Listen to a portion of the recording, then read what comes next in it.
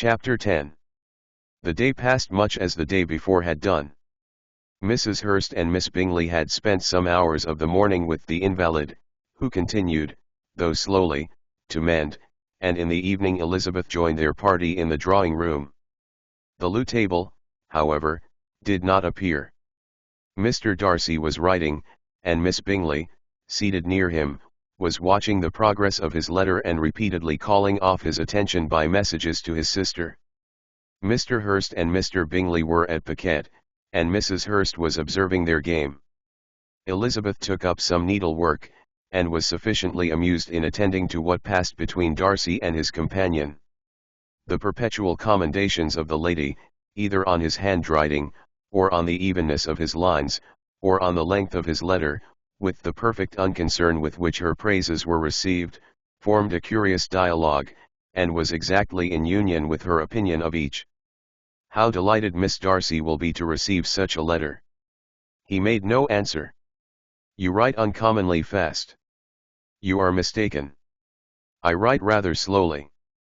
How many letters you must have occasion to write in the course of a year.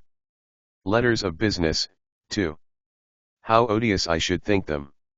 It is fortunate, then, that they fall to my lot instead of yours. Pray tell your sister that I long to see her. I have already told her so once, by your desire. I am afraid you do not like your pen. Let me mend it for you. I mend pens remarkably well. Thank you, but I always mend my own. How can you contrive to write so even? He was silent.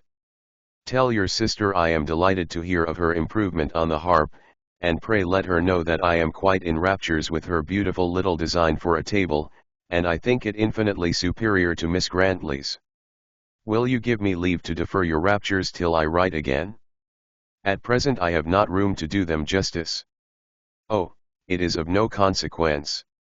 I shall see her in January. But do you always write such charming long letters to her, Mr. Darcy? They are generally long, but whether always charming it is not for me to determine. It is a rule with me, that a person who can write a long letter with ease, cannot write ill. That will not do for a compliment to Darcy, Caroline, cried her brother, because he does not write with ease. He studies too much for words of 4 syllables. Do not you, Darcy? My style of writing is very different from yours. Oh, cried Miss Bingley, Charles writes in the most careless way imaginable. He leaves out half his words, and blots the rest.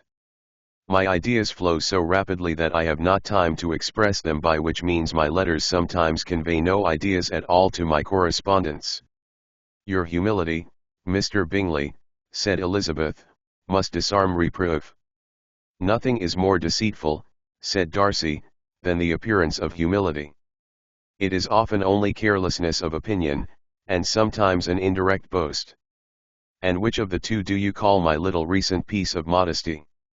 The indirect boast, for you are really proud of your defects in writing, because you consider them as proceeding from a rapidity of thought and carelessness of execution, which, if not estimable, you think at least highly interesting. The power of doing anything with quickness is always prized much by the possessor, and often without any attention to the imperfection of the performance. When you told Mrs. Bennet this morning that if you ever resolved upon quitting Netherfield you should be gone in 5 minutes, you meant it to be a sort of panegyric, of compliment to yourself, and yet what is there so very laudable in a precipitance which must leave very necessary business undone, and can be of no real advantage to yourself or anyone else? Nay, cried Bingley, this is too much, to remember at night all the foolish things that were said in the morning. And yet, upon my honor, I believe what I said of myself to be true, and I believe it at this moment. At least, therefore, I did not assume the character of needless precipitance merely to show off before the ladies. I dare say you believed it, but I am by no means convinced that you would be gone with such seal writing. Your conduct would be quite as dependent on chance as that of any man I know, and if, as you were mounting your horse, a friend were to say, Bingley, you had better stay till next week, you would probably do it, you would probably not go, and at another word, might stay a month. "You have only proved by this," cried Elizabeth, "that Mr. Bingley did not do justice to his own disposition. You have shown him off now much more than he did himself." "I am exceedingly gratified," said Bingley, "by your converting what my friend says into a compliment on the sweetness of my temper. But I am afraid you are giving it a turn which that gentleman did by no means intend, for he would certainly think better of me, if under such a circumstance I were to give a flat denial, and ride off as fast as I could. Would Mr. Darcy then consider the rashness of your original intentions as atoned for by your obstinacy in adhering to it? Upon my word, I cannot exactly explain the matter. Darcy must speak for himself. You expect me to account for opinions which you choose to call mine, but which I have never acknowledged. Allowing the case, however, to stand according to your representation, you must remember, Miss Bennet, that the friend who is supposed to desire his return to the house, and the delay of his plan, has merely desired it, asked it without offering one argument in favor of its propriety. To yield readily easily to the persuasion of a friend is no merit with you. To yield without conviction is no compliment to the understanding of either. You appear to me, Mr. Darcy, to allow nothing for the influence of friendship and affection. A regard for the requester would often make one readily yield to a request, without waiting for arguments to reason one into it. I am not particularly speaking of such a case as you have supposed about Mr. Bingley. We may as well wait, perhaps, till the circumstance occurs before we discuss the discretion of his behavior thereupon. But in general and ordinary cases between friend and friend, where one of them is desired by the other to change a resolution of no very great moment, should you think ill of that person for complying with the desire, without waiting to be argued into it? Will it not be advisable, before we proceed on this subject, to arrange with rather more precision the degree of importance which is to appertain to this request, as well as the degree of intimacy subsisting between the parties? "By all means," cried Bingley, "let us hear all the particulars, not forgetting their comparative height and size, for that will have more weight in the argument, Miss Bennet, than you may be aware of. I assure you, that if Darcy were not such a great tall fellow, in comparison with myself, I should not pay him half so much deference. I declare I do not know a more awful object than Darcy, on particular occasions, and in particular places, at his own house especially, and of a Sunday evening, when he has nothing to do."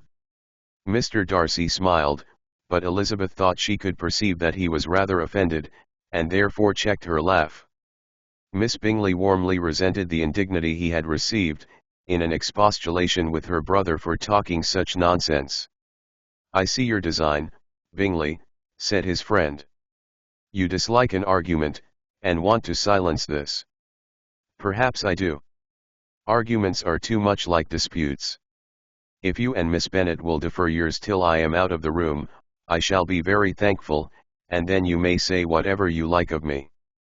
"What you ask," said Elizabeth, "is no sacrifice on my side, and Mr. Darcy had much better finish his letter." Mr. Darcy took her advice, and did finish his letter.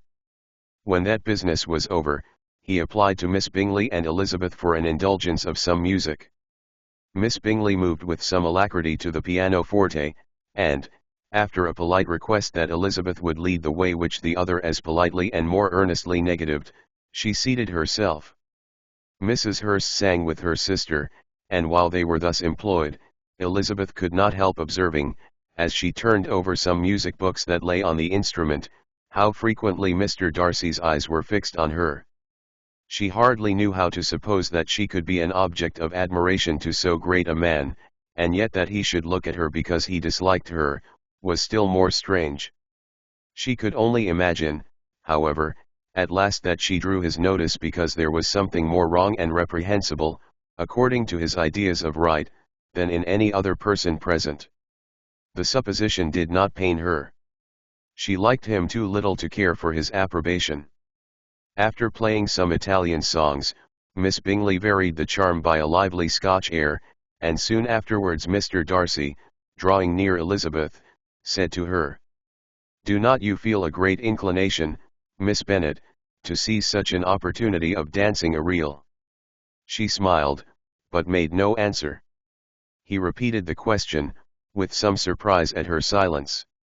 "Oh," said she, "I heard you before, but I could not immediately determine what to say in reply. You wanted me, I know, to say yes, that you might have the pleasure of despising my taste, but I always delight in overthrowing those kind of schemes, and cheating a person of their premeditated contempt. I have, therefore, made up my mind to tell you, that I do not want to dance a reel at all, and now despise me if you dare." "Indeed I do not dare." Elizabeth, having rather expected to affront him, was amazed at his gallantry, but there was a mixture of sweetness and archness in her manner which made it difficult for her to affront anybody, and Darcy had never been so bewitched by any woman as he was by her. He really believed, that were it not for the inferiority of her connections, he should be in some danger. Miss Bingley saw, or suspected enough to be jealous, and her great anxiety for the recovery of her dear friend Jane received some assistance from her desire of getting rid of Elizabeth. She often tried to provoke Darcy into disliking her guest, by talking of their supposed marriage, and planning his happiness in such an alliance. "I hope," said she, as they were walking together in the shrubbery the next day, "you will give your mother-in-law a few hints, when this desirable event takes place, as to the advantage of holding her tongue, and if you can compass it, do cure the younger girls of running after officers. And, if I may mention so delicate a subject, endeavor to check that little something, bordering on conceit and impertinence, which your lady possesses. Have you anything else to propose for my domestic felicity?" "Oh, yes. Do let the portraits of your uncle and Aunt Phillips be placed in the gallery at Pemberley. Put them next to your great-uncle the judge. They are in the same profession, you know, only in different lines. As for your Elizabeth's picture, you must not have it taken, for what painter could do justice to those beautiful eyes? It would not be easy, indeed, to catch their expression, but their color and shape, and the eyelashes, so remarkably fine, might be copied." At that moment they were met from another walk by Mrs. Hurst and Elizabeth herself. "I did not know that you intended to walk," said Miss Bingley, in some confusion, lest they had been overheard. "You used us abominably ill," answered Mrs. Hurst, "running away without telling us that you were coming out." Then taking the disengaged arm of Mr. Darcy, she left Elizabeth to walk by herself. The path just admitted 3.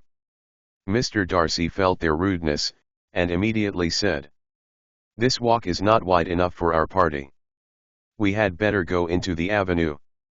But Elizabeth, who had not the least inclination to remain with them, laughingly answered, "No, no, stay where you are. You are charmingly grouped, and appear to uncommon advantage. The picturesque would be spoilt by admitting a 4th. Goodbye." She then ran gaily off, rejoicing as she rambled about, in the hope of being at home again in a day or 2. Jane was already so much recovered as to intend leaving her room for a couple of hours that evening.